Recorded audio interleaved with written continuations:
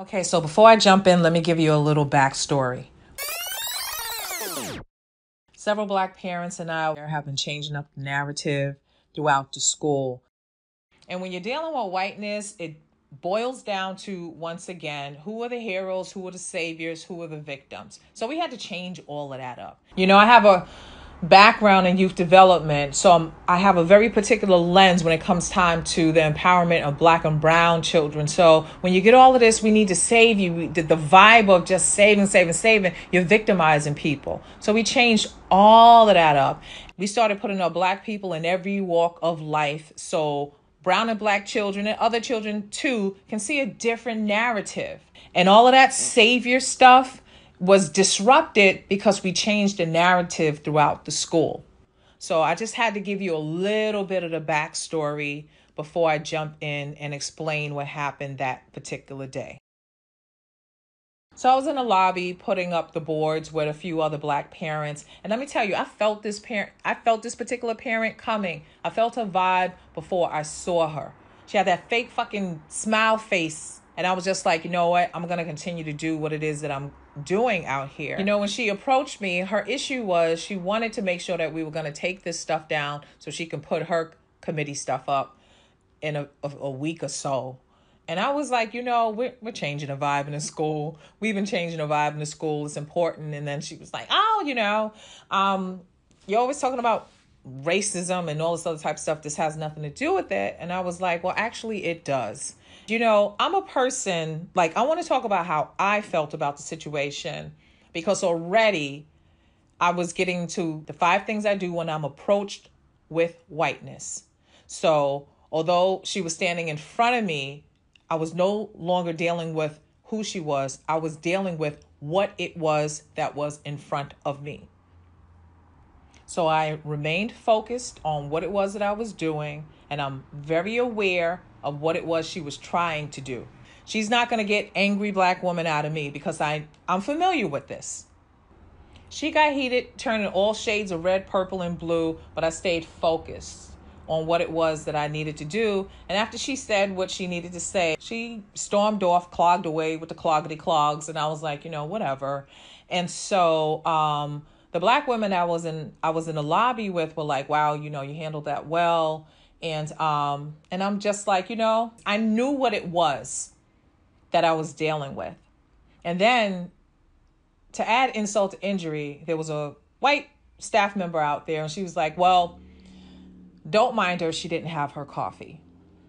And again, I'm still in my 5 steps that I do when I'm dealing with whiteness. And so, I kind of gave her a look like, that's really insulting. She didn't have a coffee. Who the hell is she? I don't know her like that. You know what I mean? And so all that does is just perpetuate the behavior. It's not that she's changing the behavior. It's making an excuse for the behavior. That's almost as bad as the white fragility that the other parent, clogged off demonstrating. Now you're standing there making excuses for why she's acting that way. So the whole incident took place next to the principal's office. So we wound up having a meeting, and I was glad other Black parents were there. But at the end of the day, I'm going to stay professional. But I felt like shit. I felt awful. I was like, why am I still doing this? Why do we still have to do this? I wanted to make sure that I was okay. So when I went home that night, instead of me just letting it roll off of my back, I started writing Song Monologue Coffee. And I just really wanted to make sure that I didn't internalize this and I didn't let it go. So if I'm going to be dealing with this type of pain, then I'm going to put my pain to work. So I've been doing that for the past 10 years almost, just putting the pain to work. And this also allows me to start talking about these pain points that a lot of Black people don't talk about. Listen, there's a lot of Sheryl Underwoods out there who had Sharon Osbournes situations, but we don't talk about it because we just want to get on with it.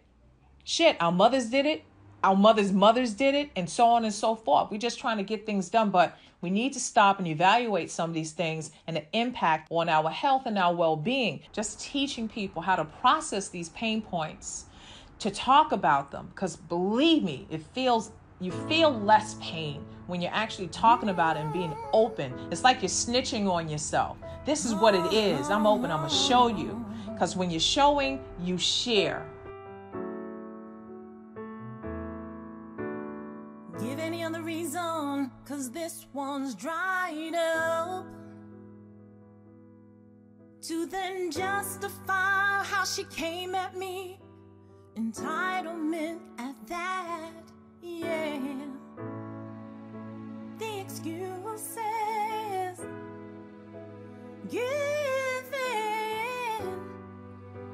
to justify her behavior. Coffee. You said that she ain't have her coffee, cause she didn't have her coffee.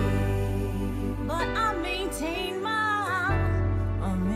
my freedom. Coffee. You said she didn't have her coffee, cause she didn't have her coffee. But I